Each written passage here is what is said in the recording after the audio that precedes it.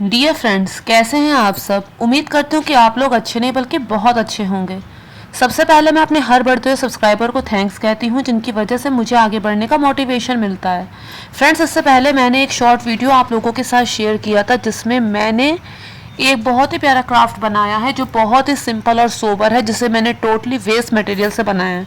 अगर आपने अभी तक वो शॉर्ट वीडियो नहीं देखा है तो प्लीज़ उसे जाकर ज़रूर देखिए और उसे लाइक भी कर दीजिए, साथ ही चैनल को सब्सक्राइब भी कर दीजिए। टाइटल पढ़ के आपने जान लिया होगा कि मैं किस बारे में बात करने जा रही हूँ। जी हाँ फ्रेंड्स, मैं महाशिवरात्रि की पावन कथा आप लोगों को सुनाने जा रही हूँ। शायद ही कोई ऐसा होगा जो शिवरात्रि का व्रत नहीं रखता होगा, लेकिन व्रत से पहले अगर वो कथा को सुन लेगा तो व्रत को करने का उसका जो मन है वो और भी ज़्यादा बढ़ जाएगा, उसका जो उत्साह है वो और भी ज़्यादा बढ़ जाएगा, और जिस भी उद्देश्य से वो इस व्रत को रख रहा है वो अपनी आस्था को और भी ज़्यादा दृढ़ कर पाएगा। तो प्लीज़ मेरी इस कथा को बिल्कुल भी स्किप मत कीजिएगा। मैं बहुत ही संक्षेप में आपको सुनाऊंगी, एक बार सुनते ही कंठस्थ हो जाएगी। जी हाँ फ्रेंड्स, ये कथा जो है वो शिव पुराण में लिखी हुई है, तो अब मैं इसे संक्षेप में आपको सुनाने जा रही हूँ। बहुत पहले की बात है, प्राचीन समय की बात है। एक बार एक व्याध होता है। व्याध यानी कि एक शिकारी जो जंगल में रहा करता है। उसका एक बहुत बड़ा कुटुंब होता है, परिवार में कई बहुत सारे लोग होते हैं, और उनके भरण पोषण के लिए वो नित्य क्या करता है, शिकार करता है, जानवरों को मार के लाता है और उसी से उसका परिवार चलता है। ये सब कार्य जो वो कर रहा था, क्रूरता पूर्वक कर्म वो कर रहा था, निर्दोष जानवरों को जो मार रहा था, ये सब वो अज्ञानतावश कर रहा था, क्योंकि उसे कोई ज्ञान नहीं था। सही और गलत का फर्क बताने वाला कोई नहीं था। कुछ प्रारब्ध ऐसा होता है, कुछ पूर्व जन्म के संस्कार रहे होंगे कि शिवरात्रि के दिन जब उसके घर वाले उससे विनती करते हैं कि वो लोग भूख से व्याकुल हो रहे हैं, वो उनके लिए कुछ भोजन लेकर आए, तो वो अपना धनुष बाण उठाता है और जंगल में चला जाता है शिकार के लिए। उस दिन महाशिवरात्रि का दिन होता है। वो बहुत देर तक शिकार का पीछा करता है, लेकिन सुबह से लेकर शाम हो जाती है, उसे कोई शिकार हाथ नहीं आता। वो दुखी मन से एक पेड़ के ऊपर चढ़ जाता है। कुछ संजोग ऐसा होता है कि वो बेल का ही विशाल वृक्ष होता है। पूरा दिन भूख प्यास से व्याकुल होकर वो बेल के पेड़ पर चढ़ जाता है, और उस बेल के पेड़ के नीचे भगवान शिव का एक छोटा सा शिवलिंग होता है।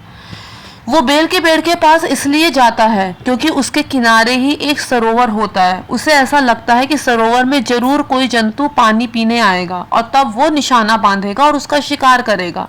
वैसा होता भी है। बहुत समय प्रतीक्षा करने के बाद वहां पर एक हिरनी आती है।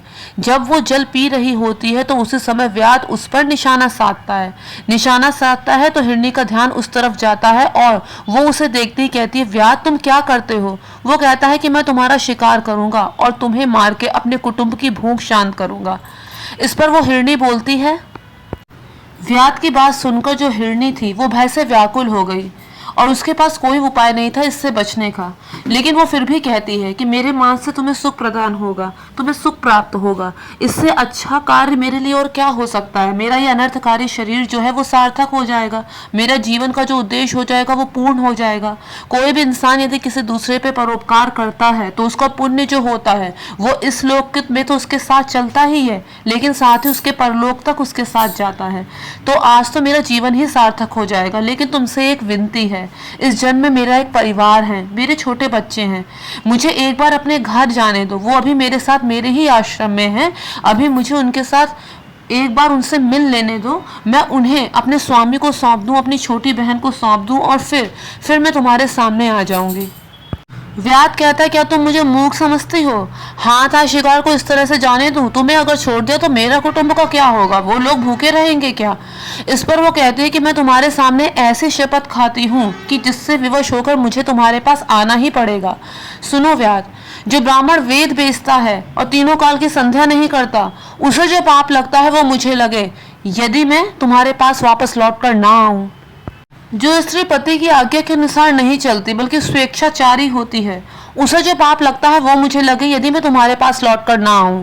जो दूसरों का एहसान नहीं मानते, दूसरे शब्दों में जो एहसान फरामोश होते हैं, उन्हें जो पाप लगता है वो मुझे लगे, यदि मैं तुम्हारे पास लौट कर ना आऊं। जो शिव से विमुख रहते हैं, उनकी पूजा नहीं करते, उन्हें जो पाप लगता है वो मुझे लगे, यदि मैं लौट कर ना आऊं।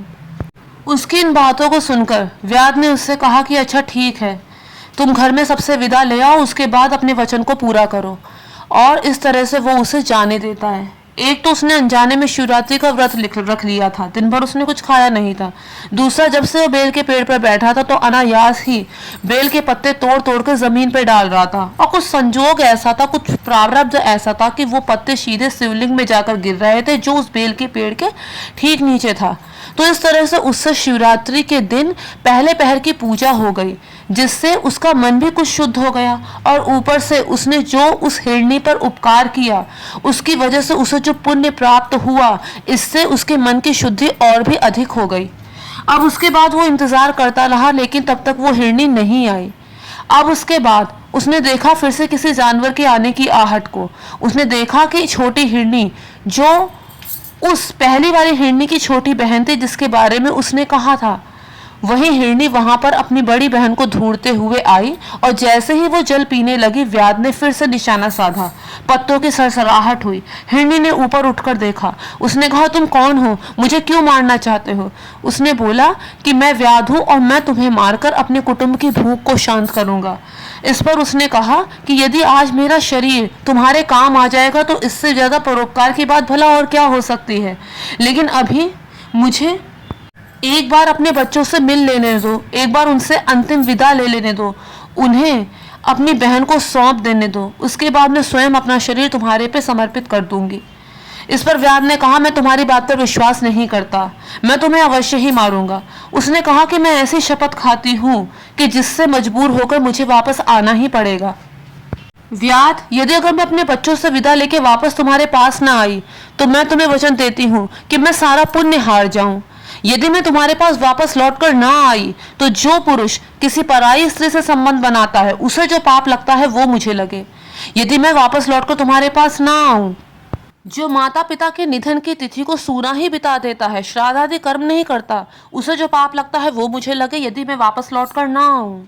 जो भगवान शिव को तो भक्त होता है परंतु विष्णु की निंदा करता है, उसे जो पाप लगता है वो मुझे लगे यदि मैं तुम्हारे पास लौटकर ना आऊं। जो अपनी कही हुई बात को पूरा नहीं करता, जो अपने दिए हुए वचन का पालन नहीं करता, बल्कि मन में संताप करते हुए यदि उसका पालन कर भी देता है तो उसे जो पाप लगता है वो मुझे लगे यदि मैं तुम्हारे पास वापस लौटकर ना आऊं। जब व्याध ने इन सारी बातों को सुना और संजोगवश उससे दूसरे पहर की भी पूजा हो गई, क्योंकि बेलपत्र लगातार वो तोड़ते तोड़ते जमीन पे फेंक रहा था जो उस शिवलिंग पर जाकर चढ़ रहे थे, और इस तरह से उसकी बातों को सुनकर उसका मन काफी हद तक शुद्ध हो गया था। शिवरात्रि की दोपहर की पूजा करने की वजह से उसके मन में जो पाप था, क्रूरता थी, वो काफी हद तक कम हो गई थी, जिस वजह से उसने उस हिरणी को जाने दिया और कहा, ठीक है, मैं यहीं तुम्हारी प्रतीक्षा करूंगा, लेकिन अपने वचन का पालन करना। वो हिरणी उससे आज्ञा लेके वहां से चली जाती है। उसके बाद एक हष्ट पुष्ट हिरण जो जेठी हिरणी का स्वामी होता है वहां पर उसे ढूंढते हुए आता है। जल पीने के लिए जैसे ही मुंह जल में डालता है, व्याध फिर से उस पर निशाना साधता है। उसका हष्ट पुष्ट शरीर देखकर उसे बहुत हर्ष होता है कि मेरे पूरे कुटुंब का पेट अच्छी तरह भरेगा, सब्र का फल मीठा होता है। लेकिन जैसे ही वो निशाना साधता है, कुछ पत्ते उसके हाथ से नीचे शिवलिंग पर चढ़ जाते हैं और पत्तों की सरसराहट से हिरण ऊपर की तरफ देखता है। वो उससे कहता है कि व्याध, ये तुम क्या करते हो? मुझे क्यों मारना चाहते हो? वो कहता है कि मैं तुम्हें मारकर अपने भूखे कुटुंब का भरण पोषण करूंगा, इसलिए तुम्हें मारना चाहता हूँ। वो कहता है, आज तो मेरा शरीर धन्य हो गया। मेरे देह से यदि किसी पर उपकार होता है तो इससे भला सौभाग्य की बात भरा मुझ पर मेरे लिए और क्या हो सकती है। देह को तो एक दिन मिट्टी में मिल ही जाना है, लेकिन उससे पहले यदि तुम्हारे किसी काम आ जाए या तुम पर उपकार कर दे तो उससे ज्यादा सुख मुझे भला और क्या मिलेगा, इससे ज्यादा पुण्य भला मेरे लिए क्या होगा। लेकिन मैं तुमसे सच सच कहता हूँ, बच्चों को एक बार उनकी माता को सौंप देने दो। अपने घर में जाके मुझे ढांढस बंधाने दो कि वो मेरी प्रतीक्षा ना करे, मेरे लिए परेशान ना हो। उसके बाद मैं खुद ही तुम्हारे सामने आ जाऊंगा। इस पर वो व्याध कहता है, जाओ, तुमसे पहले भी दो आए थे, बहाने बनाकर चले गए। तुम इस समय संकट में हो इसलिए ऐसी बातें कर रहे हो। जाओ, मैंने तुम्हें माफ किया।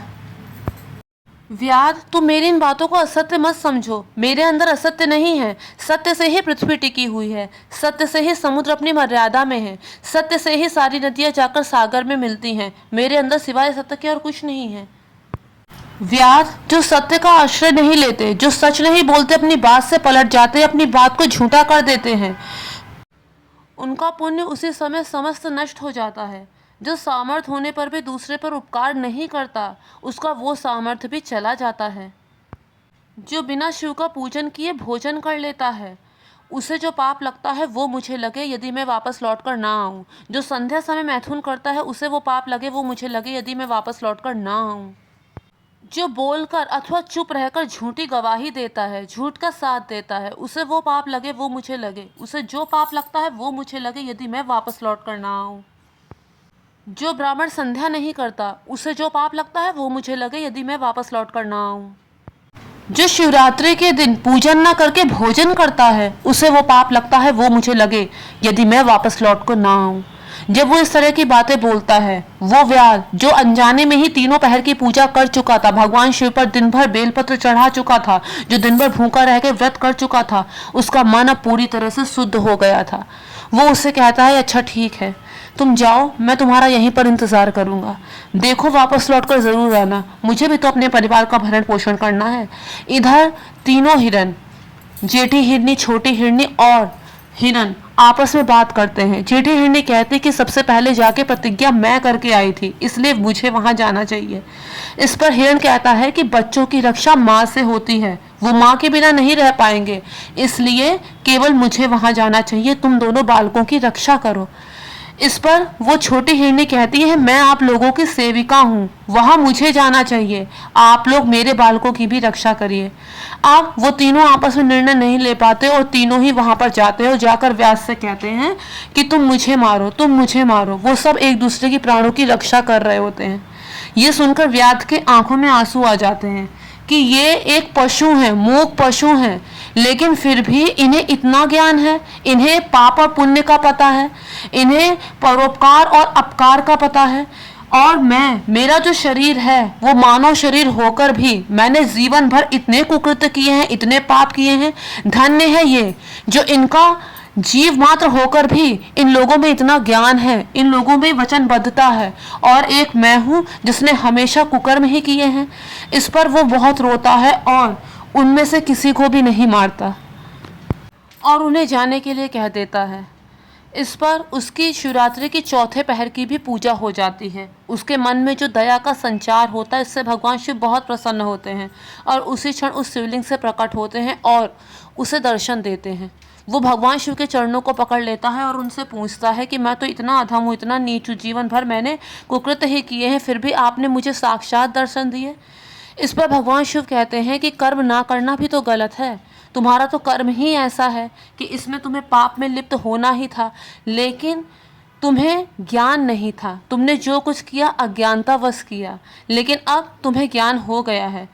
आज से मैं तुम्हें एक राज्य प्रदान करता हूँ और त्रेता युग में जब भगवान राम आएंगे तो तुम्हारी उनसे मित्रता होगी, और मैं तुम्हें आज एक नया नाम गुह देता हूँ। इस पर व्याध अपने पापों का प्रायश्चित करता है, भगवान शिव से क्षमा मांगता है और जीवन में कभी भी पाप ना करने का प्रण लेता है और अपने परिवार के साथ सुखपूर्वक एक राजा की भांति रहता है।